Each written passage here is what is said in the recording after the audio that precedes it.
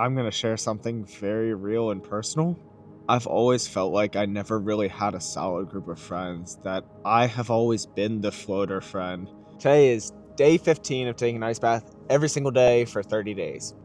Oh man. Alright, let's do this. Today we're going to be talking about my fitness journey. I signed up for cross country my freshman year of high school.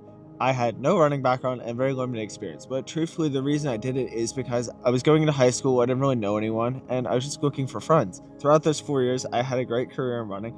Fast forward to college, and I started running again when I was extremely sad. I felt alone, I didn't feel like I had any friends. When you go to a big school for college and you look around and you see everyone hanging out with people all the time, you just feel so alone. What's wrong with me? Like, why am I the person who feels like I don't have any friends? But when I'd go running, I would be so happy. Running became my coping mechanism of how I dealt with feeling sad and alone. It's something I went on and off with for about 4 years. And throughout college, there were definitely moments where I ran because I loved it. And then there were moments I ran because I was alone.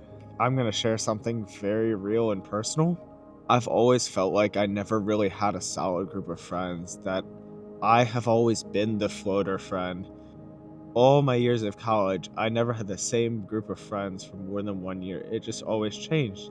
You get to a certain point where you start to look around and go, what's wrong with me? Or is it something I did? Looking back now, it's much easier to say it was just the nature of the circumstances, and that's truthfully what it was.